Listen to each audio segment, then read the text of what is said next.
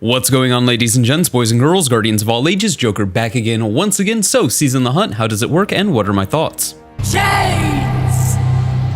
For centuries we have been bound by them.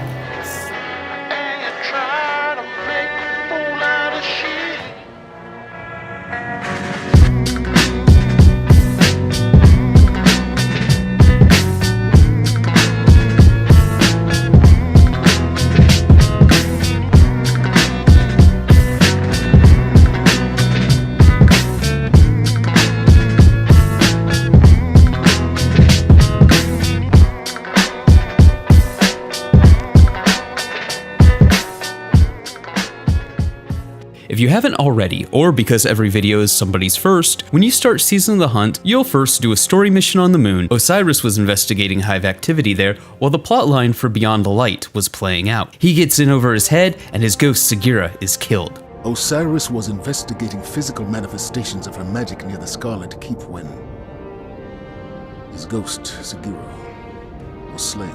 Osiris, the most notorious guardian in Vanguard history.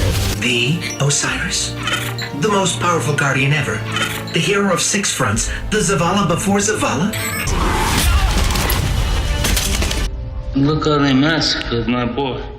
Oh, did you expect to see that in a cutscene? One last final stand for Sagira, her heroic sacrifice? Oh, no. We don't do that here. You get to hear about it on the fly-in. We find out through various pieces of interconnected lore that at the end of Season of Arrivals, when we stop Savathun's obfuscation of the darkness, trying to commune with us, she went into hiding. For you see, apparently, the Black Fleet takes umbrage when you fuck with their shit. And, well, she fucked with their shit. And in that power vacuum, Ziva Arath has finally taken stage. And her plans have something to do with these cryptoliths. I won't go too much more into it, but that's kind of the gist of it. That's what starts the gameplay loop, and that's really all that's important. This investigatory narrative is what the main gameplay loop of Season the Hunt will revolve around. Well, that and leveling up Crow, the vendor for this activity. You'll also be killing various bosses for loot rolls. Pretty simple, right? Well, yes and no. The main MacGuffin of this DLC, the lure, requires charges. These charges are gotten by playing core activities, so strikes Gambit and PvP, and will require multiple completions just to get one of the 3 charges that it can carry. Though there are bonus objectives that rotate that can give you more progress. Basically, the pro strat right now is to wait until you have a day where it's a strike objective, then go into lost sectors and kill those bosses over and over and over again. Once you have your charges, you can slot your runes. I mean mods, runes, same difference. These mods decide which boss you fight and the different aspects of the loot that boss can drop. So things like the masterwork, or which stats it has, or if it has better stats. That said, the loot these mods drop rotates, and you have to beat a boss in order to change the loot that you have available, which is kind of obnoxious. But once you have your lure ready to go to the proper cryptolith, activate it, at which point you will fight a mini-boss, who is rather easy to melt. Before dying, the boss will run away, and you'll need to follow a trail of green gunk which leads to a node. You'll activate this node and you'll be placed in your own instance where you finish killing this mini-boss. Upon death, the actual boss of the encounter will spawn. This boss will have an invincibility shield that can only be destroyed if you have a buff. You get this buff from killing the green glowing minions that spawn with the boss, and standing in the pool of gunk that they drop. This pool of gunk will not only allow you to damage the boss, but it will give you double damage, which makes the whole thing rather stupid easy, and an outright joke if you're playing with other people. And that's kind of the gist of the content that we have so far. So, my thoughts. Could be worse. The mods and the system to get the loot are pretty okay, and the story is actually rather decent, one of the better seasonal stories thus far. I like the fact that it's not really about stopping the big bad evil, although that is the driving force behind the story. It's more about dealing with the awkwardness of Crow being around. You know, because we killed him. Though the writing can be a little too on the nose at times, with Crow saying things like, he doesn't like the sound of hand cannons firing, or he wouldn't want to be our enemy.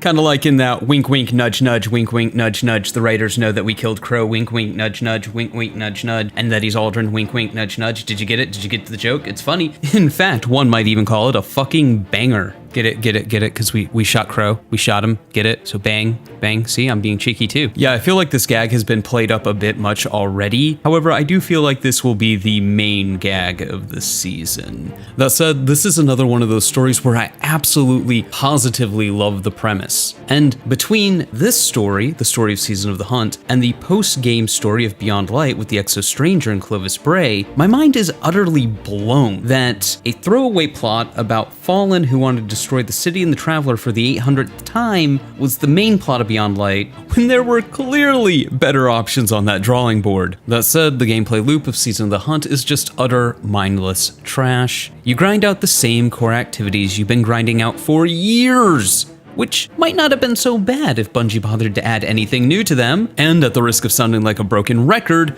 Beyond Light shipped with 2 strikes, 1 new strike, and 1 from Destiny 1, The Will of Crota, and no new PvP or Gambit maps. So the gameplay loop of Season of the Hunt consists of replaying the same strikes and PvP maps that we've been playing for years, just so we can play a couple of new activities. Actually, it's even kind of worse than that, because with the Destiny content vault, large portions of content that have been built up over the years have been removed from the game. So not only are we playing the same strikes and PvP maps that we've been playing for years, we're playing an even shallower pool of them. So it's even more repetitive now than it used to be. And why are we doing this? So we can play the new content, which consists of what exactly? Fighting the same mini-bosses we've been fighting for years, in the same play spaces we've been fighting other things for years. All for loot that's like, I could take it or leave it. I kind of get the feeling that the point of this seasonal DLC was to integrate the core activities of Destiny into more seasonal content in a sort of play your own way sort of way, utilizing the fact that people are going to be playing these core activities, Strikes, Crucible, Gambit, for their weeklies. So while you're doing this, you can be making progress towards your seasonal content as well. And while this is certainly not a bad idea, the simple fact of the matter is, because these core activities receive virtually no new content and actually lost a ton of content, engaging with the same things that we've been engaging with for years now with no new changes, just so we can play a sliver of new content, is an exercise in banal repetition that is maddening. This is why so many people are like, you know what, I'm just gonna wait until the lore says strike days to engage with the content, so they can do it the most efficient way possible by grinding out Lost Sector bosses instead of doing the strikes over and over and over and over and over again. Because if we're going to grind boring, mind-numbing content for loot, we're going to do it the most efficient way possible.